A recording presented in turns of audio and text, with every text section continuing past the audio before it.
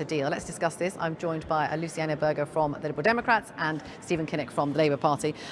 First of all, talking about Brexit, which is overhanging all of this really, because really until that is sorted, not many people think that a functioning government programme can ever be put into place. I mean, what do you think is likely to happen if Boris Johnson does get a deal on Thursday and brings it back to the House on Saturday? Is there any deal that you would ever vote for?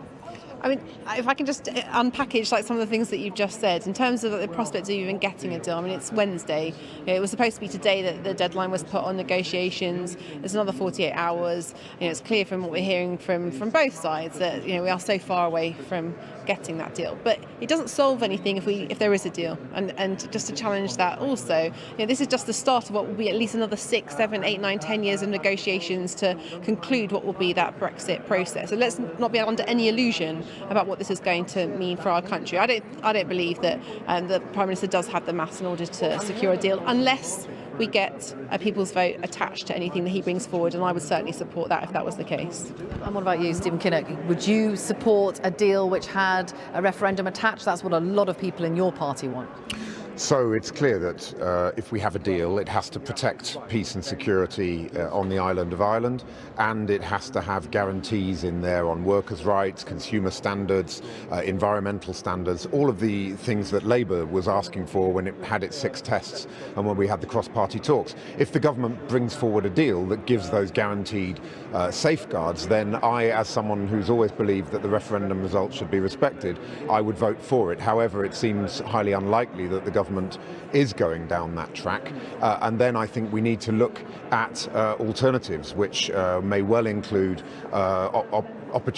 some parties are trying to get a deal through with a confirmatory public vote attached to it. My personal view is there is a deal out there that can still be a solid basis for leaving the European Union, and that's the deal that was agreed through the cross-party talks back in May. And if that doesn't happen, obviously Jeremy Corbyn has been saying that he wants a general election. Is that something that you think could solve this?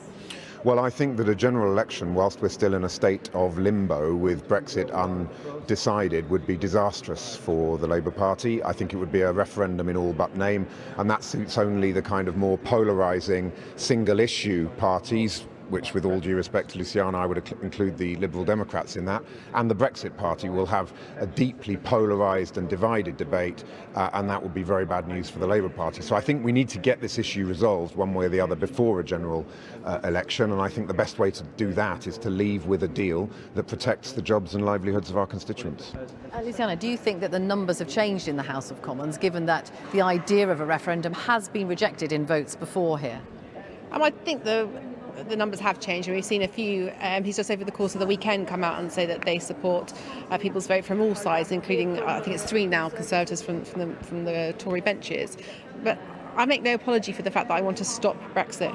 I know I heard what Stephen just said, but I want to stop this Brexit chaos. And politics doesn't stand still, and equipped with the facts and the information that we have at our disposal, it's very clear at the moment there is no deal better than the one that we have. We can't get a better one, and on that basis we should take it back to the country and say, is this what you want? And again, I'm not going to make any apology for that, because the idea that we solve this problem, then we can move on. We get a deal and then that's going to be okay for the country. It isn't. There isn't a deal that's better for our NHS, for our economy, for our national security than what we have already, and that's what I'll be campaigning for. But if there were to be another referendum, and if Remain were to win by a small amount, why should people say that that is the final result, given you're ignoring the original referendum result?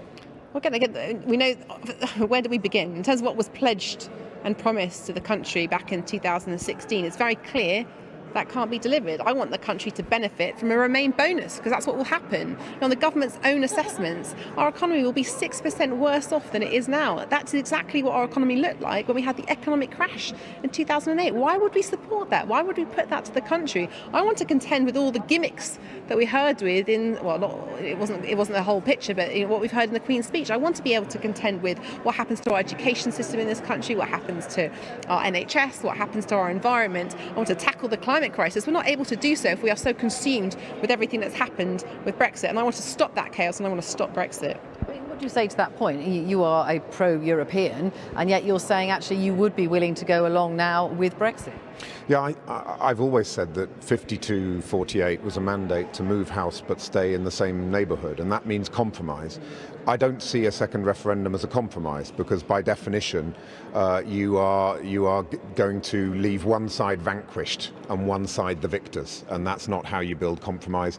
That's not how you reunite our deeply divided country. I've always felt that the compromise position is a Brexit which protects jobs and livelihoods. That's the way to knit back together trust in our democracy and also to give a platform for our economy going forward. And I think that you've got to factor all of these issues in. There is no perfect solution here, but if a democracy loses the ability to compromise, it's in serious risk of not being a democracy anymore. And I think that the divisiveness and the polarisation that we would see through another referendum would make the 2016 referendum look like a walk in the park. I don't agree with that at all. I think it's only right to take back the actual terms of a deal to the country and say this is what we can get. This is actually the facts on the ground. This is what we will be the implications for the country for decades to come. Is this what you want? What can be more democratic than asking the country that? Okay, Luciana Berger and Stephen Kinnock, thank you very much indeed.